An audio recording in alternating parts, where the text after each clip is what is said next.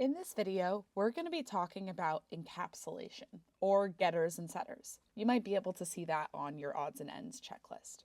So to talk about encapsulation, I'm first going to tell you, what does encapsulation actually mean? This might be a word that you've just never heard of before.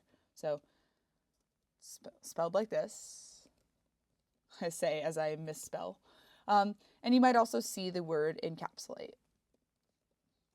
The idea behind encapsulation is that you're representing a real world object as a class in Java. And the whole idea that we've seen before in class is you're writing classes. We've been doing this all year, right? This isn't necessarily a new thing. I'm kind of just sticking some new terminology and some new things to think about on this thing that we've been doing all year. So again, what does it mean to encapsulate something? It means you're taking something from the real world and you're kind of creating a code representation of that. So where does this come up is really in the multiple choice. You might see a multiple choice question that says something along the lines of, here is a class that encapsulates the idea of a bicycle. It gives you the class and then it asks some multiple choice question about the class. I want you to understand what that word encapsulate means. So to just practice this, we're going to write a class that encapsulates the idea of a student taking remote classes during the pandemic. And if you remember, during the pandemic, everyone was taking their classes over Zoom. So we're going to click New Class, and you're going to make a class called Zoom Student.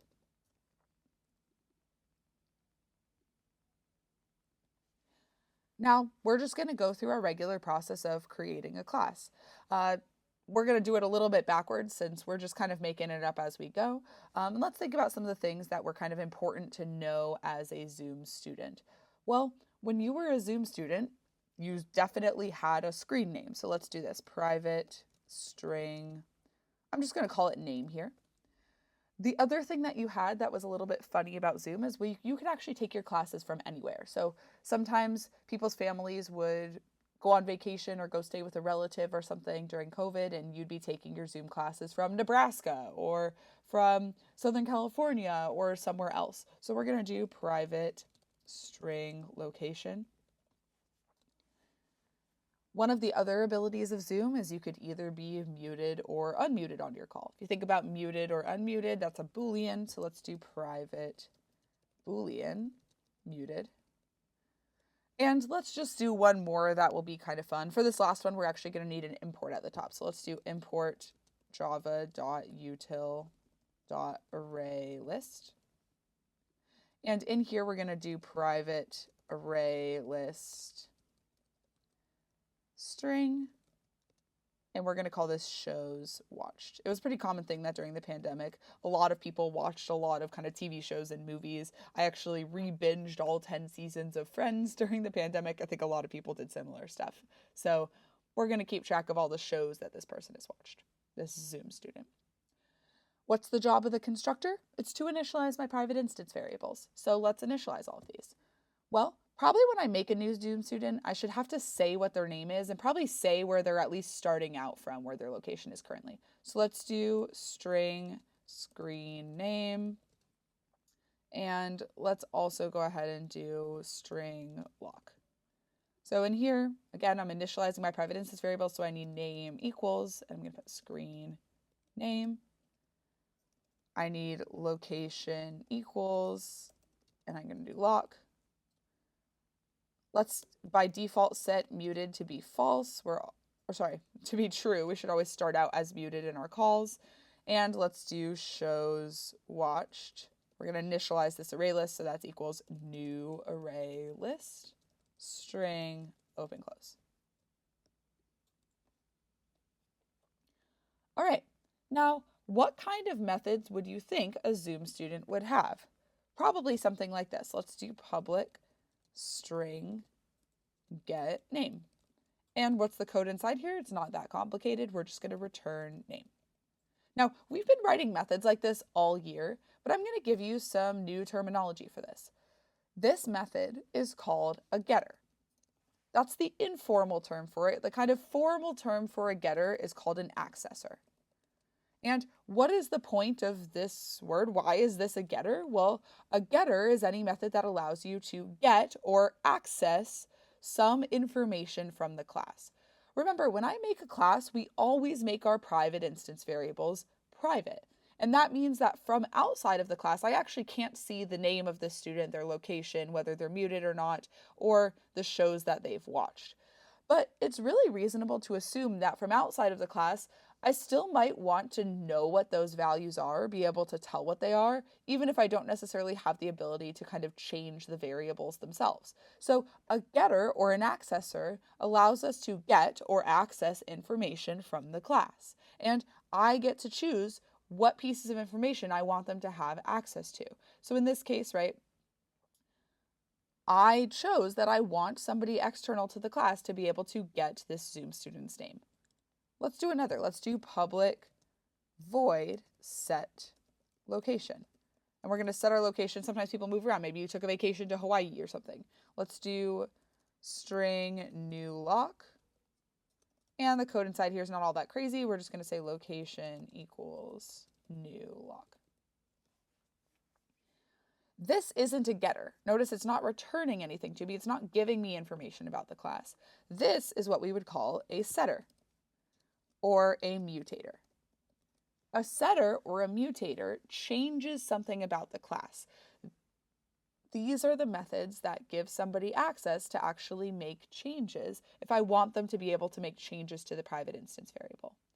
Why are getters and setters important? Well, again, externally to the class, I need to be able to sometimes access attributes about the class or my private instance variables. And maybe I want to be able to change those too.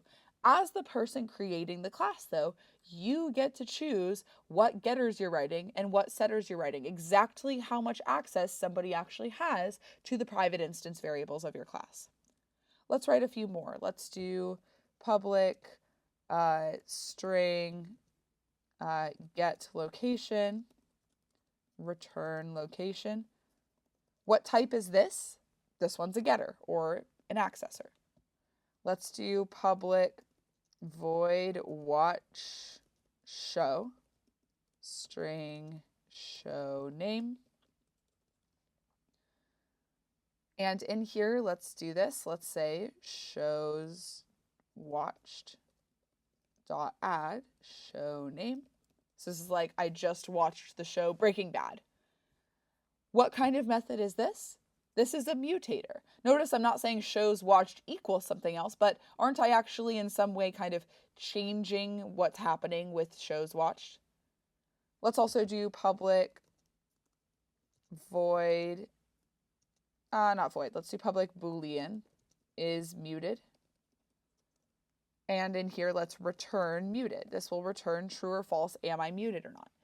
Notice that this didn't start with get, right? This method is called is muted, but this is still a getter. So oftentimes getters will start with the word get, setters will start with the word set, but not always. This is a getter because I'm, again, returning some information about the private instance variables in my class.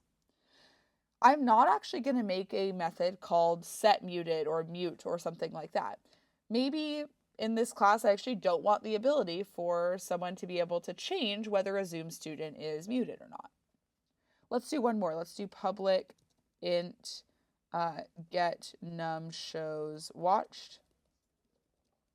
This is an array list, so if I want to get the number of things in it, I can just return shows watched dot size.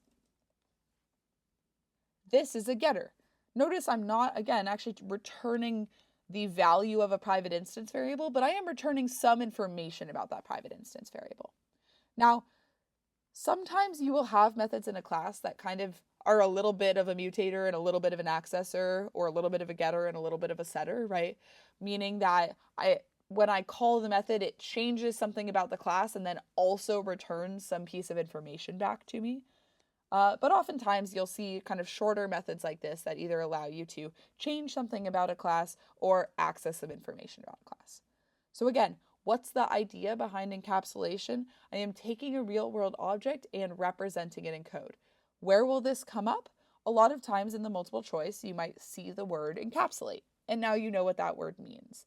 There are lots of questions that have to do with adding methods to classes. Like if I wanted to add a getter to a class, maybe I have some class called tricycle and I want to add a method get num wheels, and it'll ask you which one of these methods makes the most sense for that. And some of them will be like void return type, one of them will be int return type, public, private, all of that.